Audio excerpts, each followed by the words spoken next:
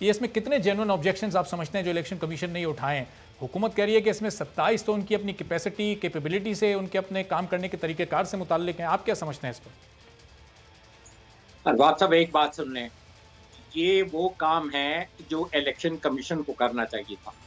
Election commission, मैं नहीं, मुझे मालूम नहीं कि जब हमने इसको जरदारी साहब के हुकूमत के बाद एक नई हुकूमत आती है, उस वक्त तक इलेक्शन कमीशन में एक बहुत बड़ा IT विंग बना, जिसमें director general, directors, deputy directors, assistant directors, पूरे पाकिस्तान में इसका करोड़ों का बजट है। हमने IT, इसलिए कि देखिए वक्त के साथ साथ आपने अपने आप को डेवलप करना होता है, और ये तमाम चीजें जो आज हुकूमत, अफजल साहब, ये क्यों, ये IT विंग क्यों बनाया गया था? इसका मकसद क्या था? यार मेरी बात सुन लेना अरबाब साहब, अगर आप समझना चाहते हैं। अच्छा। बात यह है कि इलेक्शन कमीशन ने ये नुमाइश इन मशीनों की इलेक्शन कमीशन ने की थी, जो कॉमसेट ने बना के दी थी, जो ex chairman NADRA Salim, brigadier Salim Muhin ने, और काफी एक मशीनें लोकल मैन्युफैक्चररों के सब ने देखी थी, पॉलिटिकल पार्टीज ने देखी थी, इलेक्शन कमीशन के तमाम मेंबरान ने देखी थी। हमने असेंबली को, शुरा इमाम कमेटी को और दूसरी कमेटियां जिनके साथ हम इलेक्शन रिफॉर्म्स कर रहे थे, तो इसमें तो हम सब एग्री थे। आज जी अफजल साहब का कनेक्शन गालिबन मुनक़ता हो गया, इनको रिकनेक्ट हम करते हैं। तो शैला साहब, ये चलें जी अफजल साहब आ गए। जी अफजल साहब, कंप्लीट कर लीजिएगा। बात यह है कि देखें, जो हमने खुद रिकमेंड किया था गवर्नमेंट को कि इसको किया जाए, ये तो फैसला हो चुका था कि ये मशीन आनी है। असली बात ये थी कि कब आनी है। अब गवर्नमेंट विलिंग है कि उसके लिए फंड्स और तमाम चीजों के लिए, और मैं आपको बता दूं कि इसको 6 महीने से ज्यादा नहीं लगते। अफजल साहब, दरमियान में थोड़ा सा आपका कनेक्शन चूंकि मुनक़ता हो गया था, ये बता दिया कि ये जरदारी साहब की आप बात कर रहे हैं कि वो एग्री थे, पीपल्स पार्टी की हुकूमत एग्री थी कि ये मशीन आनी है, सिर्फ ये तय करना, वक्त का तयन करना बाकी था कि कब आनी है। बिल्कुल एग्री थे, बिल्कुल एग्री थे। आखिरी मीटिंग में जो हमारी हुई थी, उसमें ये खुर्शीद शाह साहब तशरीफ लाए थे, और उन्होंने कहा था कि इसमें एक चीज का इजाफा करें कि जो बायोमेट्रिक वेरिफिकेशन भी हो, और उसके साथ पेपर ट्रेल का जो बात है, ये पिछले, अभी शैला साहब ने बिल्कुल सही बताया, ये इसमें एक वीकनेस थी कि उसमें नजर जो नहीं आता था, इसलिए कि जो इलेक्ट्रॉनिक वो होती है काउंटिंग, तो उसमें तो आपको नजर नहीं आता। तो उसके साथ अब अमेरिका में भी और भारत में भी VVPAT, voter verification paper audit trial का। अफजल साहब, ये उस वक्त वाली मशीन और ये अभी वाली मशीन ये बिल्कुल सेम है, इसमें कहीं कोई तब्दीली तो नहीं इस हुकूमत ने की है, ये कह रहे हैं आप? वो मशीन और ये मशीन बिल्कुल एक जैसी है? इसमें एक तब्दीली है, इसमें एक तब्दीली है कि बंदा इसमें से वोट लेके फिर खुद डब्बे में डालता है।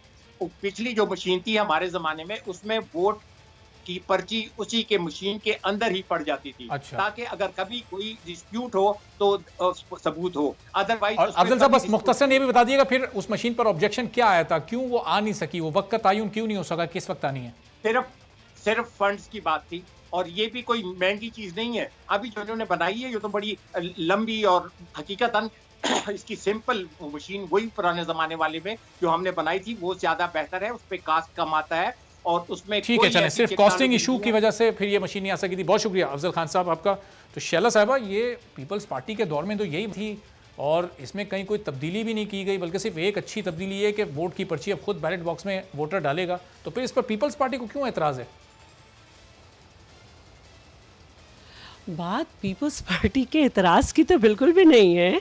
हम ये कह रहे हैं कि इलेक्शन कमीशन के जो एतराज़ात हैं, आप उनको जो है रिज़ॉल्व कर दें और उसको कर दें। हम में से, अब हमें नहीं कह रही, एक न्यूट्रल आदमी कह रहा है कि ना सिर्फ ये हुआ था, और अगर कोई अच्छा प्रोग्राम हम आगे करेंगे तो उसमें हमने बैरून मुल्क पाकिस्तानी जो हैं उनके इलेक्शन पर, उनके वोटिंग पर भी जो है अप्रूवल सदर की मौजूद है। सिर्फ क्योंकि ये एक आइनी तरमीम के साथ होगा तो उसकी वजह से भी वो रुक गई थी, क्योंकि हम 126 नेशनल असेंबली में मेंबर थे 344 के अवान में, तो हमारे लिए हर चीज़ इतनी स्मूथ नहीं थी।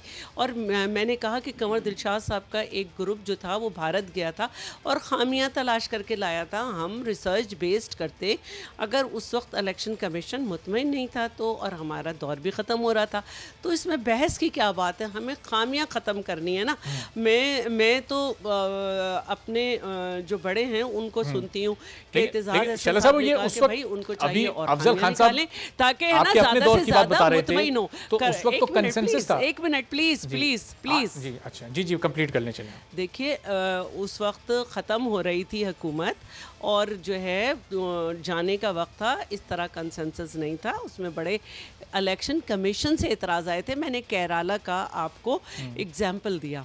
अब जो मैं बात कर रही हूँ वो बात ये है ही नहीं।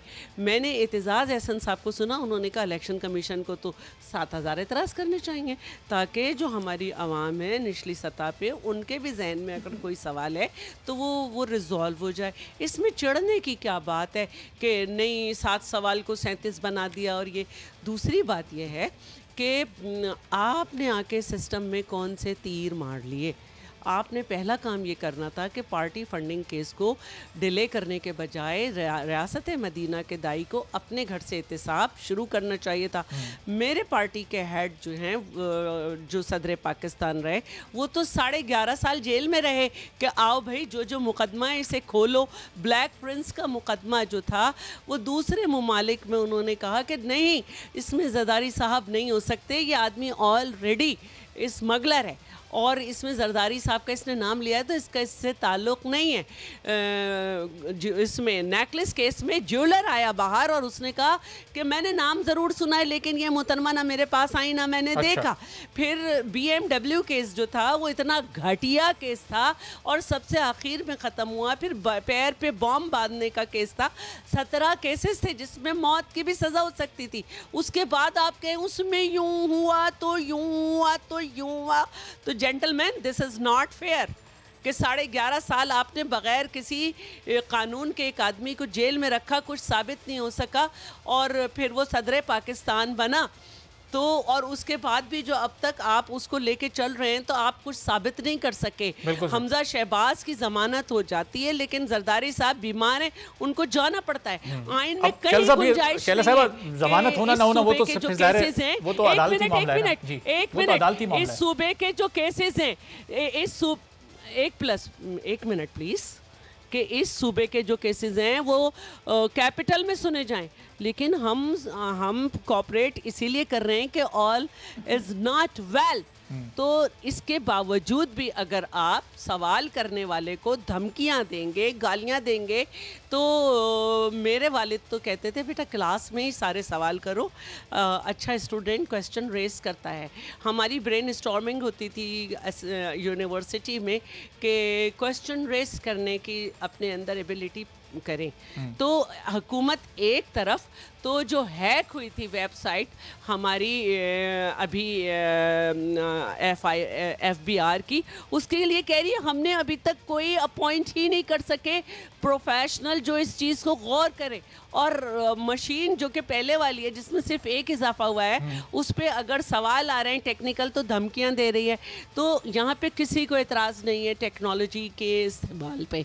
असल बात यह है कि हमें जाहिल, इलेक्शन कमीशन भी जाहिल और अब तो जर्नलिस्ट भी जाहिल, तो और जो निकाले गए नौकरियों से लोग वो भी जाहिल।